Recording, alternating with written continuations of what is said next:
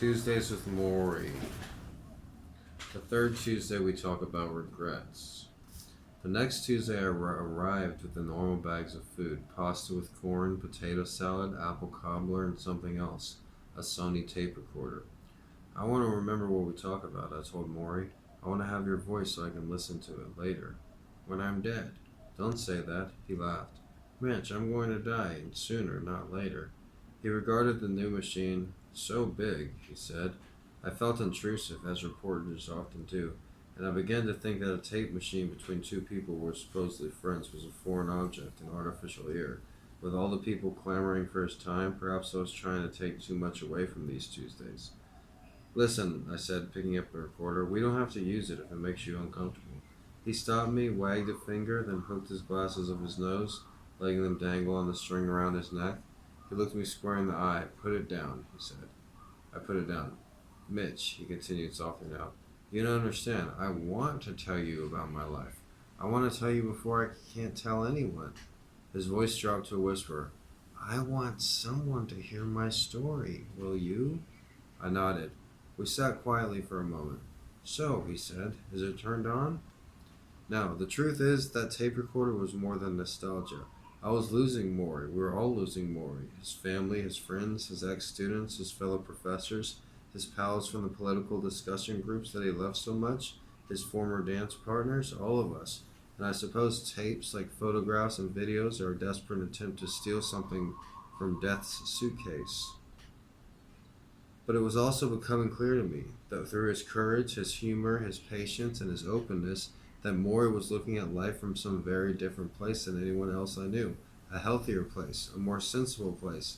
And he was about to die. If some mystical clarity of thought came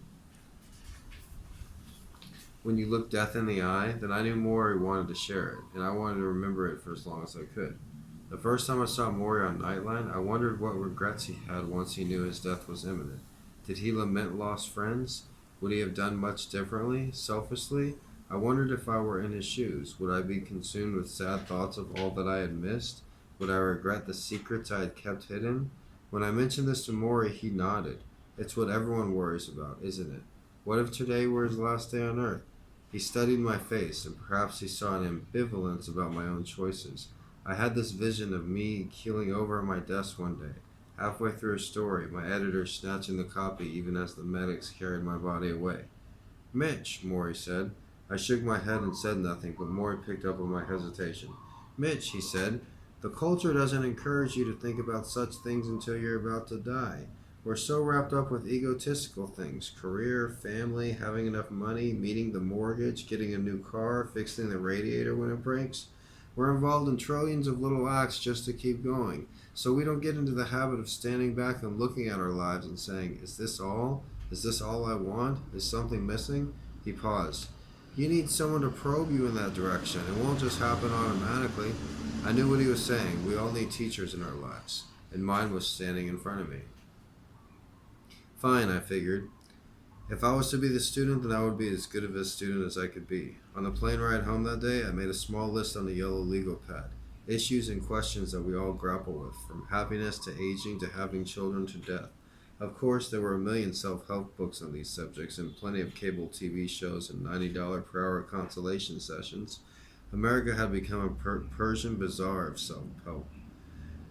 But there still seemed to be no clear answers. Do you take care of others or take care of your inner child? Return to traditional values or reject tradition as useless?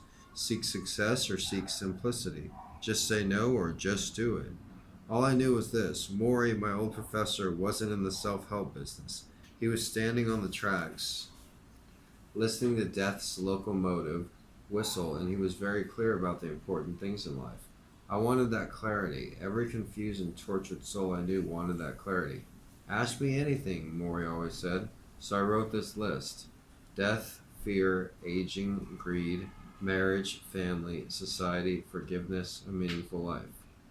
The list was in my bag when I returned to West Newton for the fourth time, a Tuesday in late August when the air conditioning at the Logan Airport terminal was not working, and people fanned themselves and wiped sweat angrily from their foreheads, and every face I saw looked ready to kill somebody. By the start of my senior year, I have taken so many sociology classes, I am only a few credits shy of a degree. Morrie suggests I try an honors thesis. Me, I ask, what would I write about? What interests you, he says. We batted back and forth until we finally settle on, of all things, sports. I begin a year-long project on how football in America has become ritualistic, almost a religion, an opiate for the masses. I have no idea that this is training for my future career. I only know it gives me another once-a-week session with Morrie. And, with his help, by spring I have a 112-page thesis, researched, footnoted, documented, and neatly bound in black leather. I show it to Morrie with the pride of a little leaguer rounding the bases on his first home run. Congratulations, Morrie says. I grin as I leaf through it, and I glance around his office. The shelves of books, the hardwood floor, the throw rug, the couch. I think to myself that I have sat just about everywhere there is to sit in this room. I don't know, Mitch, Morrie muses, adjusting his glasses as he reads. With work like this, we may have to get you back here for grad school. Yeah, right, I say. I snicker, but the idea is momentarily appealing. Part of me is scared of leaving school. Part of me wants to go desperately. Tensions of opposites. I watch Morrie as he reads my thesis and wonder what the big world will be like out there. That was Tuesdays with Morrie, the third Tuesday. My name is Gregory Brandt, and I'm a writer, teacher here in Hawaii. I'm originally from Texas. I went to school at the University of Texas. And if you like my reading and my speaking, go ahead and subscribe and comment and check out some of my other videos on my other channels. Thank you. Also have a Instagram account.